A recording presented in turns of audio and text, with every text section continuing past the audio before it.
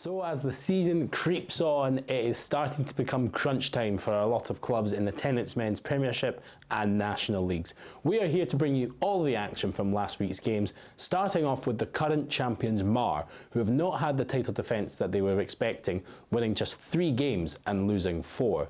They faced their third Borders opposition in as many weeks as they took on Jed-Forest, who after starting the season slowly have started to creep their way back up the table. Your commentary from this one comes from Andrew Petrie. This tit-for-tat game would end in dramatic circumstances, but start in quieter ones, as both sides traded penalties and were punished from the tee. Colin Sturgeon was first to knock over for the visitors, before hooker Finlay Scott responded in kind. Keep an eye on his name later.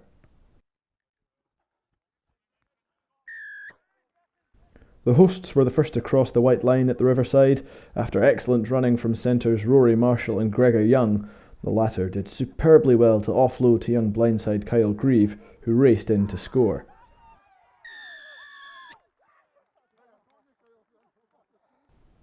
Marr responded with a try of their own, a fantastic flat pass from Grant Baird, finding Sturgeon on an inside line, and he crashed over from close range.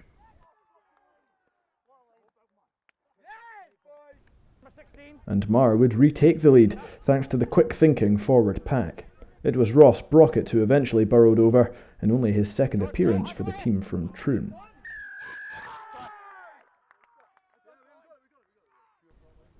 Jed hit back despite being a man down. Spotting space wide, Lewis Young threw a miss pass to Robbie Shira Gibb, who stepped his man and dived over in the corner.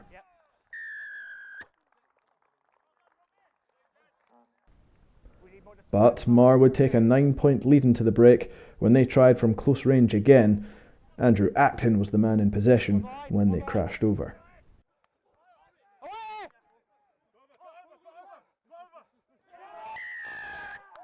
On the ground. Try. Ball's clear on the goal line.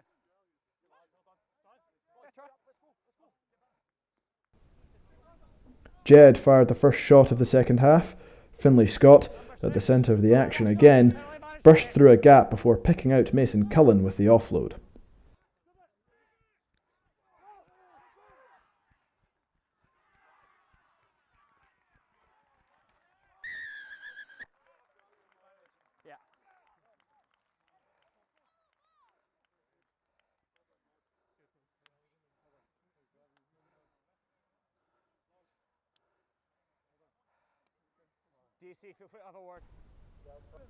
Marr's reply was immediate.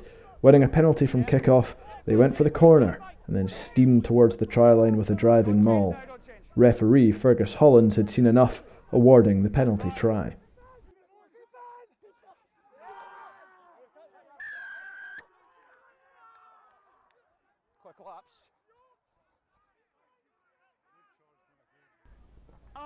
Jed's spirit wouldn't be dampened. A bit of individual brilliance from Aidan Bambrick saw the scrum half dart down the blindside, dancing inside to score. The conversion was good, and with 3 minutes to go, 2 points were the difference in Marr's favour. Step up Finlay Scott. As the crowd fell silent around the Riverside, the hooker calmly stepped up and slotted the game-winning penalty with the last kick, securing a famous win for the Borderers.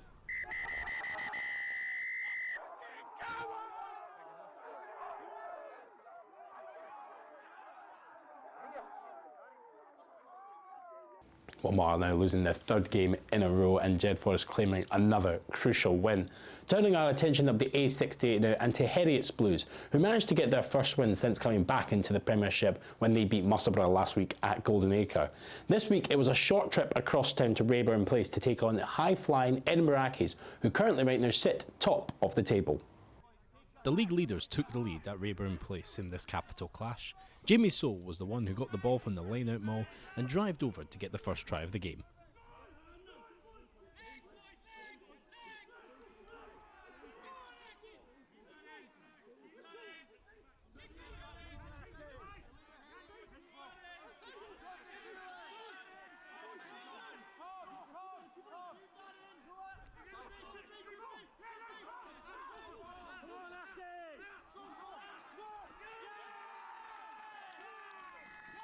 Craig Robertson did get a try for the visitors, however it was Clem Liqueur who would get the next try of the match for the hosts.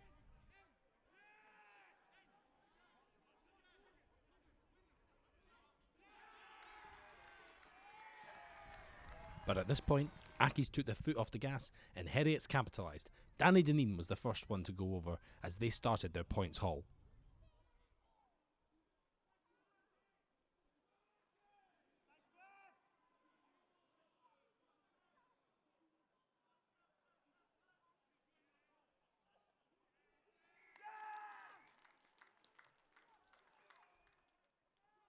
And then in almost an exact replica of that try, Morgan Bruce was the next one to go over.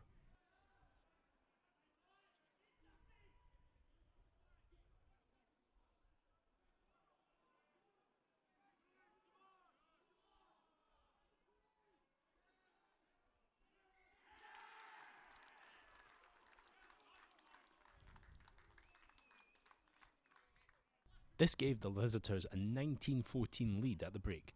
However, Accies drew level through Clem McCour's second try of the game.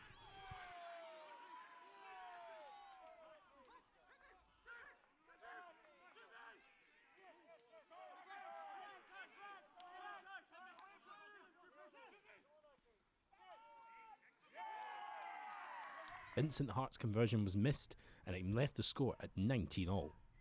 However, Heriots were not done there. Craig Robertson got his second try of the match after some fantastic work from the forwards.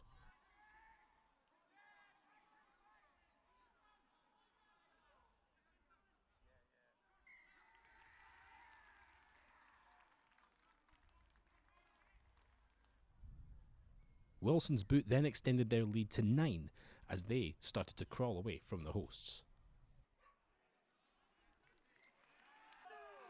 With Heriots down to 14 men, it was up to Vincent Hart to get Accies' next try as they looked to close the gap.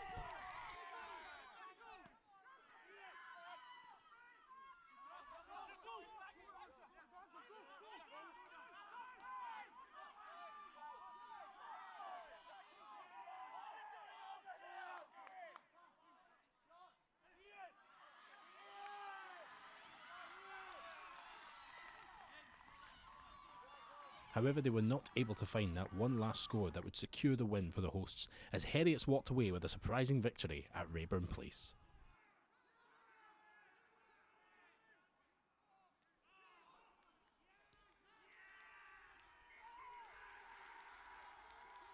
Well, the shock result for Edinburgh Accies meant that Hawick had the opportunity to go top of the table if they could increase their winning streak to 7 and beat Glasgow Hawks at Mansfield Park.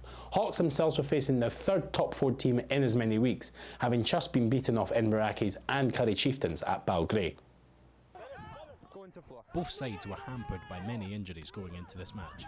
However, Hawick did not let this fault them, and Andrew Mitchell got his first try in the corner. Back, thank you.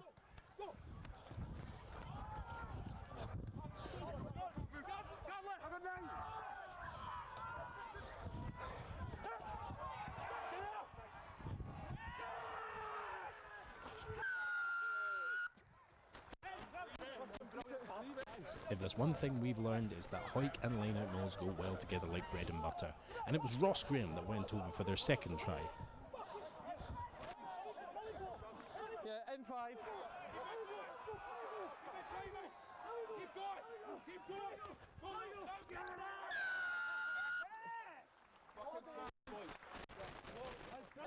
But Hawks kept on fighting. After some unlucky attempts, it was Stephen Leckie who would get his first try of the match and the first try for the visitors. Liam Brins added the conversion to make it 12-7.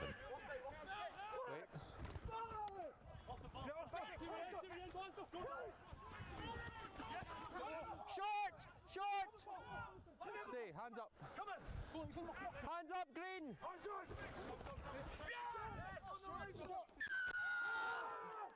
On the line. On the line.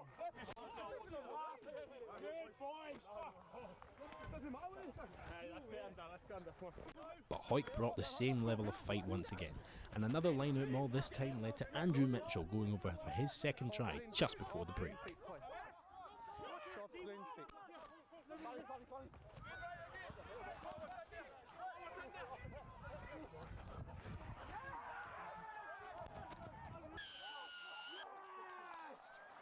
And after finding a gap in the Hawks' defence, Mitchell managed to get his hat-trick and Hawick's bonus point try.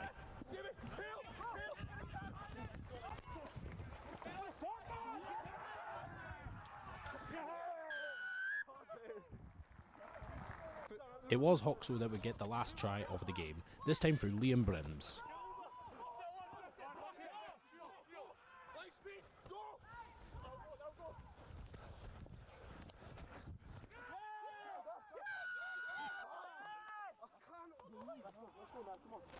But Hawick got the last points of the game through the ever-reliable Kirk Ford. He managed to score this penalty to put the game beyond all doubt, to give them a 29-12 win and to put them top of the Premiership.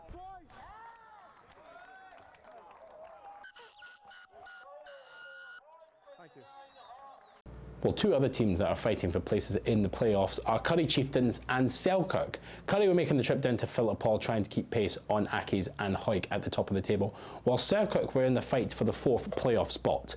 Your commentary from this one, once again, comes from Andrew Petrie. Selkirk have made a solid start to the season, and they made a solid start to this game too, when Jack Hamilton delivered a perfectly timed pass to Josh Welsh, who stepped inside to open the scoring.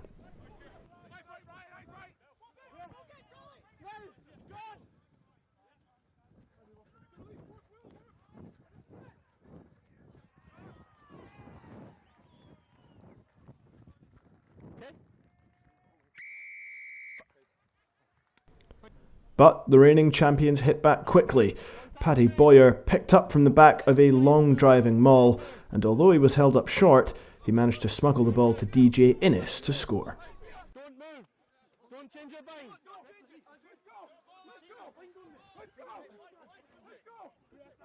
Win advantage. Take him to deck. Penalty advantage.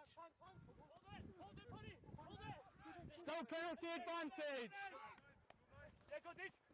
Okay. Currie continued to pressurise but couldn't turn it into points, and it would be Selkirk who added to their score next when Aaron McComb banged over a penalty. The Chieftains reacted immediately. Again, scrum half Boyer was held up just short, but Gregor Nelson was on hand to eventually twist his way over. The conversion was good, and the visitors led for the first time.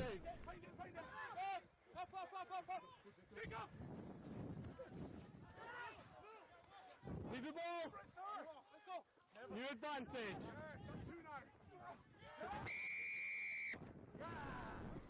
The lead grew before the half-hour mark when Boyer and Adam Hall combined to send Cammy Meagher in for try number 3.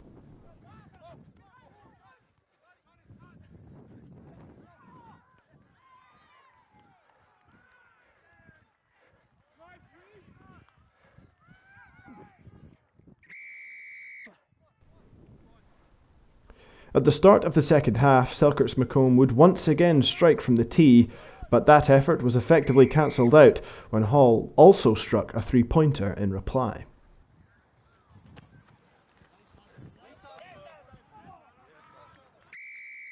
The hosts were soon sent to 14 men, and Currie took full advantage. After scoring in the first half, Meagher danced through 3 defenders before popping to Innes, who bagged his second try of the day and the bonus point for the Chieftains. Selkirk did their best to battle back, with Ryan Godsmark freeing McComb for a try, but it would be no more than consolation in the end.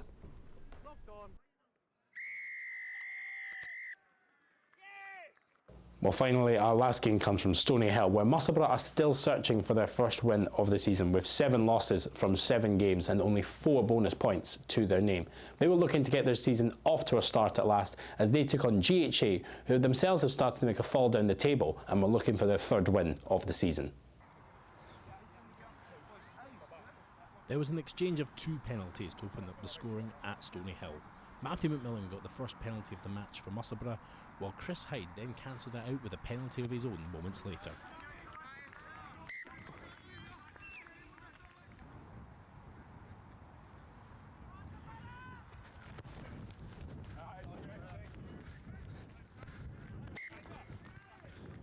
Musselburgh, though, would dominate the first half. Captain James Ferguson managed to get the first try of the day for the hosts.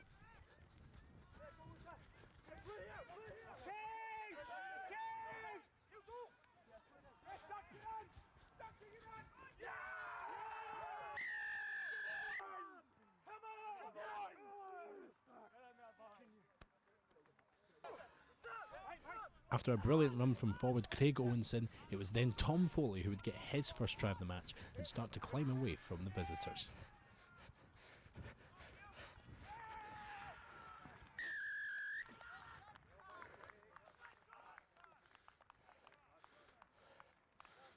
And Foley would get his second try of the match just before half-time.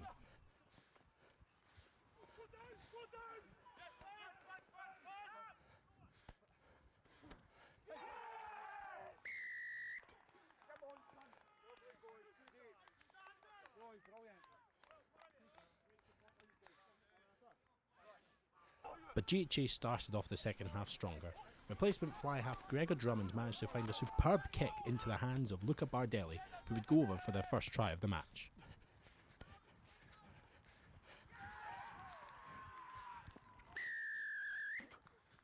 And they turned up the pressure into the last 50 minutes, with skipper Darryl Ewing getting their second try of the game. Vantage, yeah.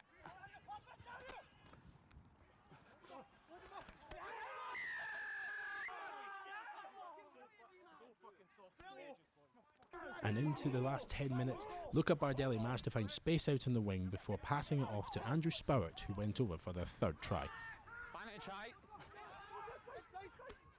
Vantage over. Hyde missed both conversions to lead the scores at 20-all. However, to break Musselburgh hearts, GHA would find that fourth try as lock Adam Kerr went over to spark the celebrations in the GHA camp.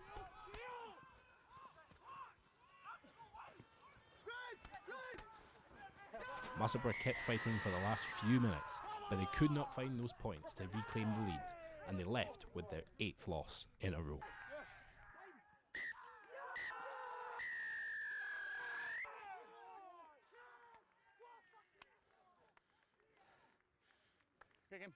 So Musselburgh are now 7 points behind Heriot with just 5 bonus points so far. Hawick now are top of the table, 2 points ahead of Currie Chieftains. Jed-Forest are also making their way back up the table, now sitting in 6th. We are now back to the start, with everyone having now played all of their teams apart from one each. There's a Borders derby to look forward to as Hawick face Selkirk. Musselburgh are at home to Marr. GHA will host Edinburgh Accies, while Heriot's Blues are at home to Glasgow Hawks. And Currie and Jed-Forest will battle it out at Riverside Park. So to Tennent's men's national 1 now, and to the bottom half of the table, where it hasn't been the return to the second tier that GHK wanted. With 3 teams going down this year, they find themselves in the final relegation spot in 10th place. They took on Watsonians at Old Anniesland, knowing that a win against their Edinburgh opponents would see them go above the Marr side team and send them into the relegation zone. GHK started out the stronger of the two sides, and they managed to get the first try of the game in the corner.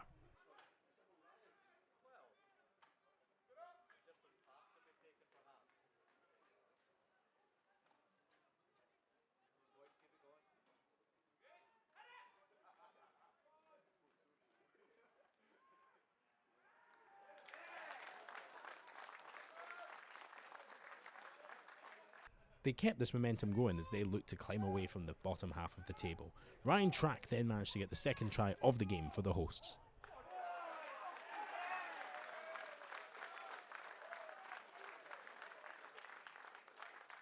They followed this up with a penalty as Watsonians struggled to get any points on the board. And they rounded off a perfect first half as Gus North managed to make it 22-0 to the hosts.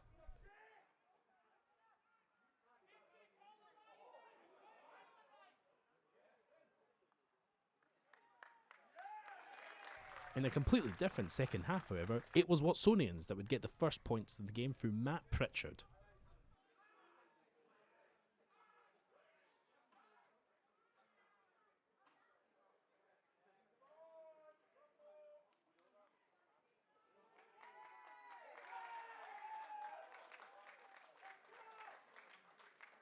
Starting on the right side of the pitch, Watsonians managed to get the ball out to the left, and this time they found Josh Mitchell, who would be able to go over for their second try of the game as they looked to close the gap.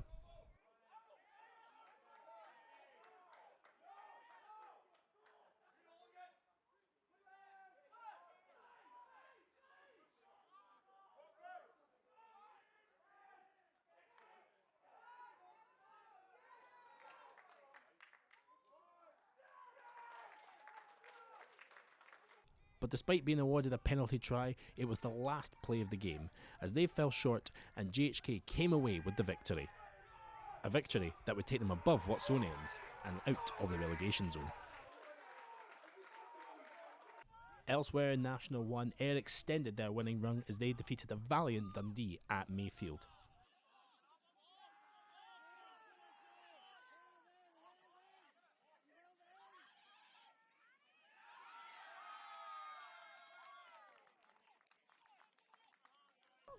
Gala slumped to their second defeat of the season as they start to fall down the table as they lost away at Highland. Timing's good. Try's good. Another team falling down the table is Biggar, whose slump also continues as Melrose kept pace on the league leaders. Keep back, balls out! Score. Aberdeen got their first win of the season against fellow relegation strugglers Stuarts Melville, who failed to get on the score sheet at Ruberslough.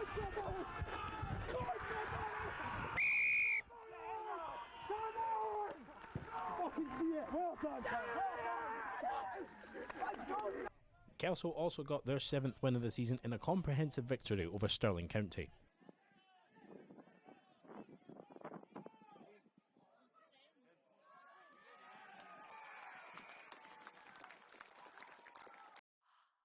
As a result, they stay top of the table with 5 points ahead of Ayr in second and now 7 ahead of Gala. Aberdeen are now level with Stuarts Melville on 6 points, but are still adrift of GHK, who sit on 12. In this week's fixtures, Kelso travelled to the Greenyards in a Borders clash against Melrose, while Ayr are at home to GHK. Gala look to get back to winning ways as they face Stuarts Melville at Inverleith, while Aberdeen Grammar host Dundee Rugby. Elsewhere, Watsonians host Biggar, and Stirling County are at home to Highland. In Tennent's men's National 2 this week, it was just 10 points in it as Newton Stewart kept a clean sheet over Dumfries Saints. Elsewhere, Carter continued to struggle as they lost 32-5 to Glasgow Accies. Preston Lodge secured the win over Hamilton Bulls, while Lass Wade lost to Falkirk. Berwick also got a win over promotion chasing Kirkcaldy, while the game between Boroughmuir and Peebles at Megatland was postponed due to a waterlogged pitch. The table then looks like this. There is only 6 points separating promotion and relegations as 6 teams are going down this year. Glasgow Accies, however, are on top with Newton Stewart close behind them. Peebles are only 2 points adrift, however they do have a game in hand. This week sees several rescheduled fixtures. Kirkcaldy and Peebles meet under the Friday night lights on the 28th, while on the 29th Dumfries Saints take on Lass Wade as 8th play 9th, Preston Lodge face Falkirk in 4th versus 5th, Hamilton look to get their first win of the season against Berwick, and Newton Stewart will take on Boroughmuir. Some big scores in Tennent's men's National 3. It was a morale boosting victory for Alan Glens, who started to climb further up the table after they beat Orkney. Gordonians and West of Scotland continued their winning start to the season after they beat Hillhead, Jordanhill and Greenock Wanderers respectively. Murrayfield Wanderers' loss, however, means they continue to slide down the table and further away from safety. Royal High also couldn't find their first points of the season despite a noble effort against Perthshire.